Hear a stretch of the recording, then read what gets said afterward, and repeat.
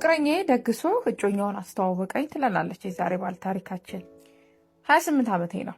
ከፍቅረኛዬ ጋር በፍቅር 3 ዓመት ቆይተናል። በጣም ነው የምወደውና የማምነው። እንኳን ልጠረጠረው ይቅርና ይሄ ነው የሚባል ጸብ እንኳን ኖሮን አያውቅም። እንደውም በተደጋጋሚ ከቤተሰቦቼ ጋር አስተዋውቅሻለሁ ምናምን እያለ ዛሬ ነገ እያለ ቆየ። ታዲያ አንድ ቀን ቤታቸው ድግስ እንዳለና እንድመጣ ነገረኝ። እኔም ከቤተሰቦቹ ጋር ሊያስተዋውቀኝ ነው ብዬ በደስታ ዘንጬ ሄድኩኝ። ታዲያ ስደርስ ግርግር አለ። ብዙ ሰው መኖሩ እያሰቀቀኝ ወደ ውስጥ ገባሁ። ስገባ ግን ያየሁትን ነገር ማመን አቃተኝ። ፍቅረኛዬ ከአንዲት ሴት ጋር አንድ አይነት የሀገር ባህል ለብሰው ቁጭ ብለዋል። ሰውም በዙሪያቸው ተሰብስበው እየጨፈረ ነው። በጣም ግራ ተጋብቼ ከጎን ያለውን ሰው ስጠይቀው እጮኛውን ለማስተዋወቅ የተደገሰ ድግስ ነው፣ እንደ ቀለበት ነገር አለኝ። በቃ በድንጋጤ እያለቀስኩኝ ከዛ ወጥቼ ወደ ቤት ገባሁ። በሬንም ዘግቼ 2 ቀን አለቀስኩኝ። ከዚያም በኋላ ለመጽናናት ሞከርኩኝና ስልኬን አውጥቼ አንተን እግዚአብሔር ይልህ እኔ ግን እሱ ይክሰኛል ብዬ ቴክስት ላኩለትና ከነስብራቴ ህይወቴን ቀጠልኩ። አሁን ይሄ ከሆነ ዓመት አልፎታል። ቤተሰቦቼና የሰፈር ሰው ግን እድሜሽ ሄደ፣ ባል አምጪ፣ ልጅ አምጪ እያሉ እያደረቁኝ ነው። እኔም ጭቅጭቃቸው ሲበዛብኝ ጥያቸው ወደ አዲስ አበባ ገባሁ። እኔም እነሱን ለማስደሰት ባል ብፈልግም የማገኘው ሰው በሙሉ ባል ሊሆንልኝ አልቻለም። ብቻ አሁን ላይ በጣም ግራ ገብቶኛል ትለናለች የዛሬ ባል ታሪካችን።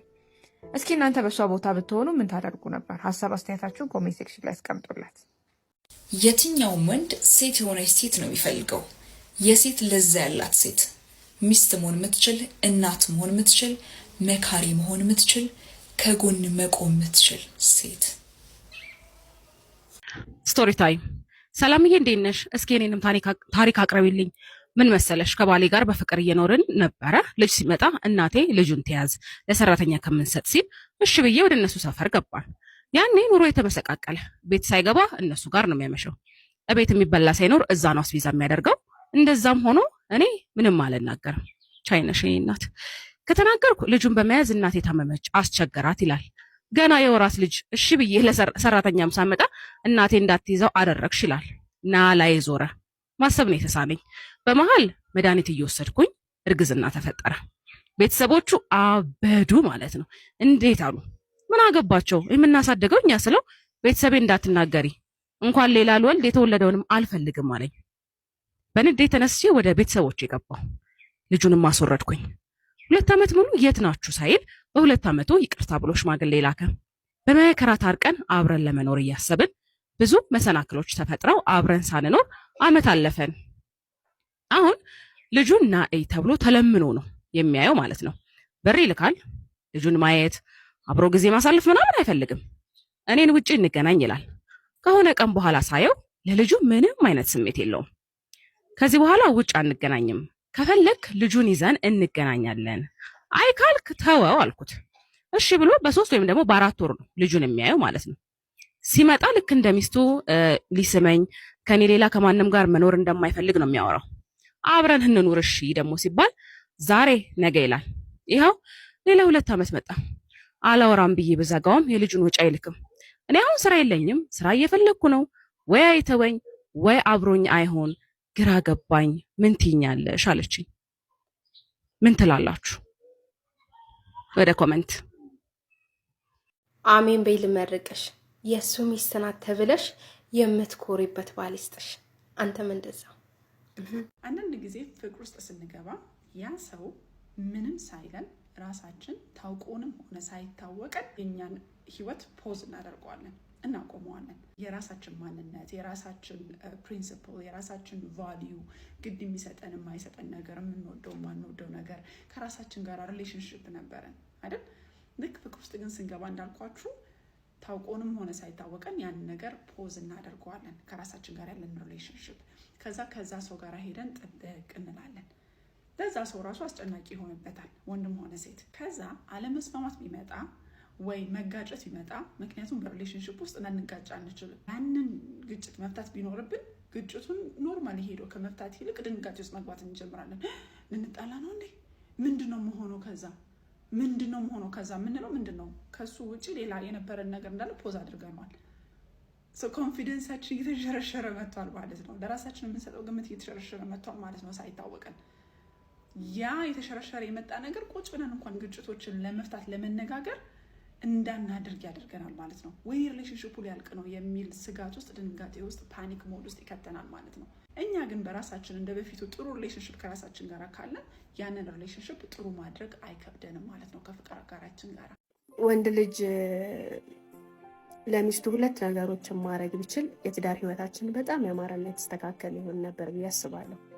አንደኛ ሴት ልጅ ሲያማት፣ ሲከፋት፣ ብቸኝነት ሲሰማት፣ ሆርሞናል ቼንጆች በየጊዜው ሲያናውጧት፣ በተለያዩ የስሜት ውጣ ውረዶች ውስጥ ስትሆን የሚያቅፋት ወንድ ያን ተረድቶ ያን ፊል አድርጎ ፔሪድ ሊሆን ይችላል፣ እርግዝና ሊሆን ይችላል፣ ወሊድ ሊሆን ይችላል፣ ሀዘን ሊሆን ይችላል፣ ኖርማል ድብርት በቀን ተቀን ውስጥ በሚያጋጥሙን የህይወት ስትራግሎች ውስጥ ሴት ልጅ ጥልቅ ድባቴ ውስጥና ሀዘን ውስጥ ትገባለች።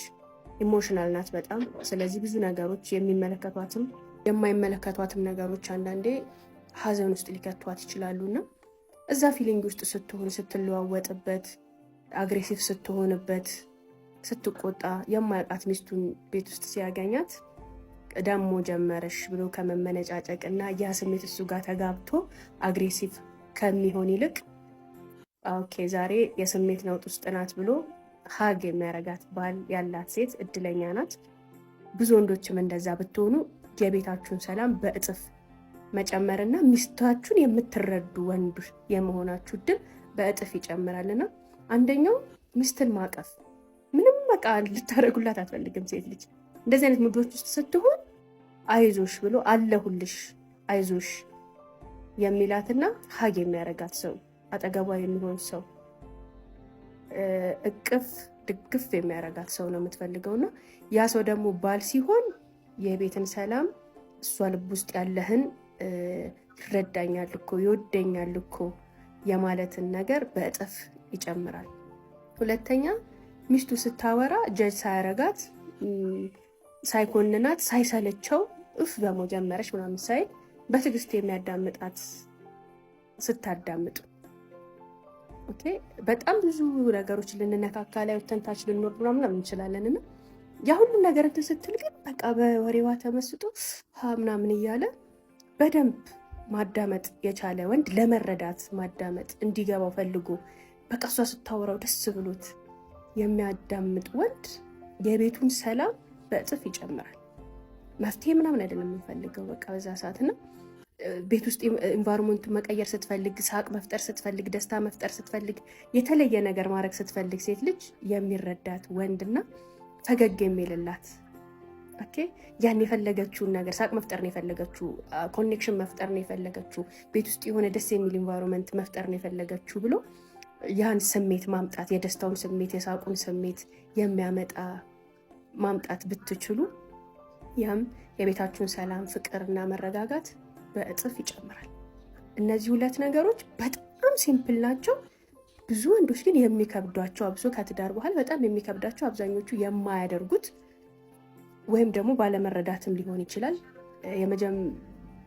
ማቃ ወይ ደግሞ አይዶን ነው ብቻ በምክንያት እንደሆነ አላውቅም። ብዙ ወንዶች የማያደርጉት የስሜት ርቀታችንን እያሰፉ የሚመጣ ያን ስናደርግ ደግሞ የስሜት ቅርበታችንና የመናበብ የመዋሃድ ነገራችንን በጣም እየጨመሩ የሚመጡ በሚስትህ ዘንድ ይወደኛል፣ ያከብረኛል፣ ይሰማኛል፣ ይረዳኛል የሚልን ስሜት በጥልቀት ሊያስገባ የሚችል ትልቅ ነገር ስለሆነ እነዚህን ቤታችሁ ውጥረት ውስጥ ካለ ምናምን አሁን ራሱ ያላችሁበት ግንኙነት በውጥረት የተሞላ ከሆነ እስኪ እነዚህን ሁለት ነገሮች ሞክሯቸው።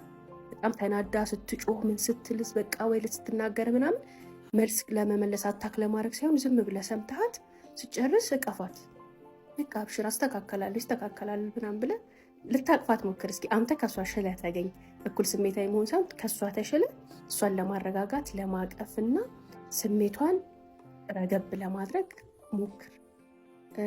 ረዥም ስታወራ በቃ ሲከፋት ሲደብራት በማይመለከቷትም ነገሮች ሊሆን ይችላል ስሜቷ በጣም ሲጎዳ አዳምጣት። በቃ ያን ሰዓት መደመጥ ነው የምፈልገው፣ መሰማት ነው የምፈልገው። ትከሻ የምታርፍበት ትከሻ፣ የሚያዳምጣት ጆሮ፣ የሚረዳት ሰውን ስለሆነ የምፈልገው እነዚህን ሁለት ነገሮች በአግባቡ ብትሰሩ ወንዶች ሴት ልጅ ተአምር ትፈጥራለች ህይወት ውስጥና በጣም ቤትህን የተረጋጋ ማድረግ ትችላለህ የሚለውን እይታዬን ለማጋራት ነው።